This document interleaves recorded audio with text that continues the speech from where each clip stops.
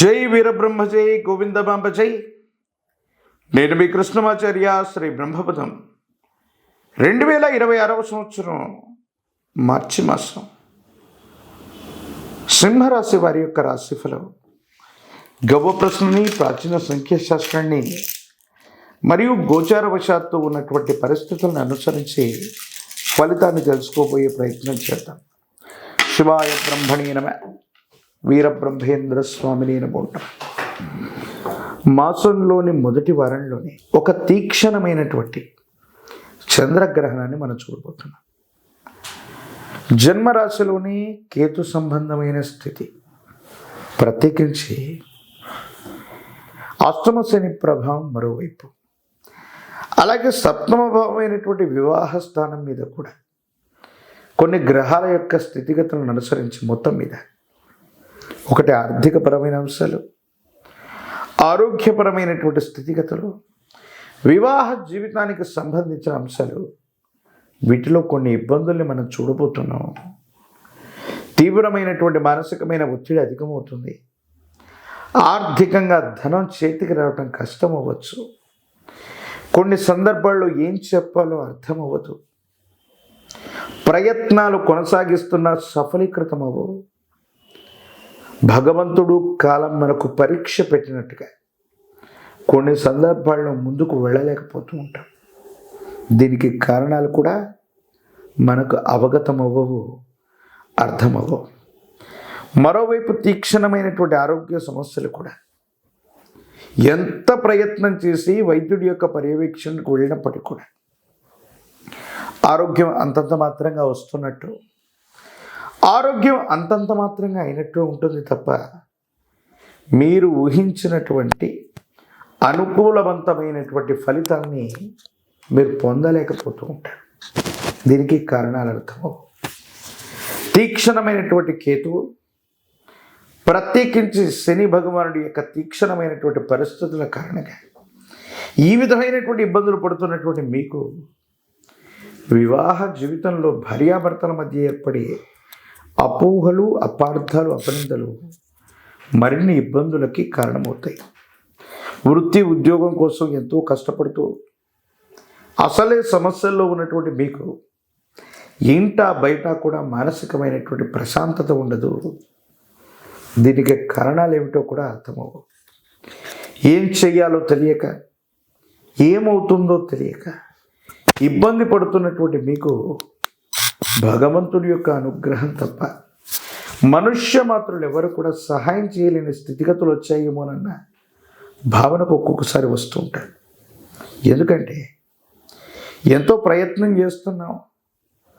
మానవ ప్రయత్నం ఎంత చేస్తున్నా కూడా మనకు అనుకూలవంతమైనటువంటి పరిస్థితులు రాకపోయినా పర్వాలేదు, కానీ మీరు చేసే ప్రతి మంచికి కూడా ఆటంకాలు ఎదుర్కోవటం వల్ల మానసికంగా మీరు కృంగిపోతుంటారు. ఉద్వేగభరితమైనటువంటి క్షణాలను కూడా మనం కొన్ని చూడబోతున్నాం. కుటుంబానికి సంబంధించినటువంటి పెద్దలు, తల్లిదండ్రులు, వాళ్లకు సంబంధించిన ఆరోగ్య సమస్యలు కూడా కొన్ని ఇబ్బందులకు కారణమయ్యే అవకాశం ఉంది.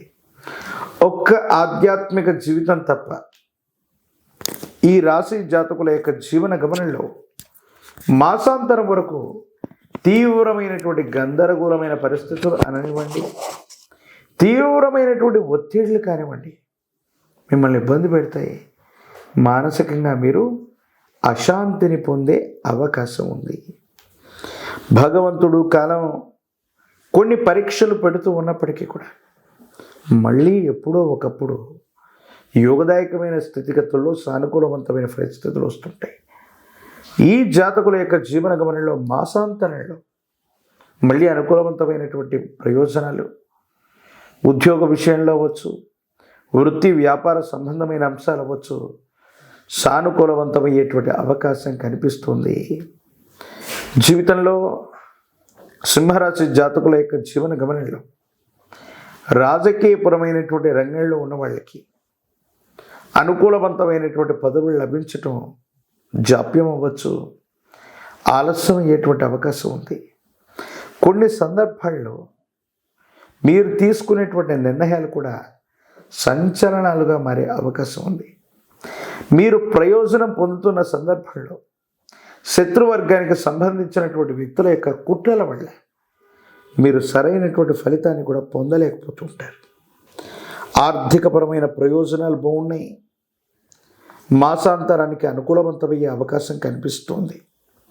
విద్యార్థులు చాలా ఏకాగ్రతతో కూడిన జీవన విధానం చేత విద్యను అభ్యసించాలి, పరీక్షల్ని పూర్తి చేయాలి. లేదంటే సరైనటువంటి ఉత్తీర్ణత రావటం కష్టమే అయ్యే అవకాశం కనిపిస్తోంది. వివాహం కానటువంటి వాళ్ళకి వివాహ యోగం అనుకూలవంతమైన ఫలితాలు లభించే అవకాశం ఉంది.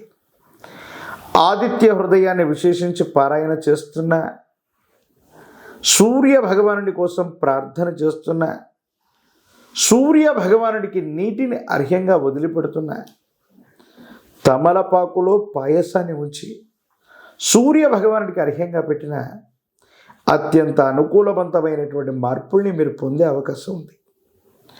ఒక పంచముఖి రుద్రాక్షని, మహాకాలభైరవ రక్షని మెడలో ధరింప చేసుకోవటం వల్ల నరగోచ, నరదిష్టి, నరపీడలు తొలగిపోతాయి. తంత్రమాల చూర్ణం చేత అనునిత్యం కూడా స్నానాన్ని ఆచరించడం వల్ల సమస్తమైన ప్రతిబంధకాలు తొలగిపోయి కార్యసిద్ధి లభించే అవకాశం కనిపిస్తుంది.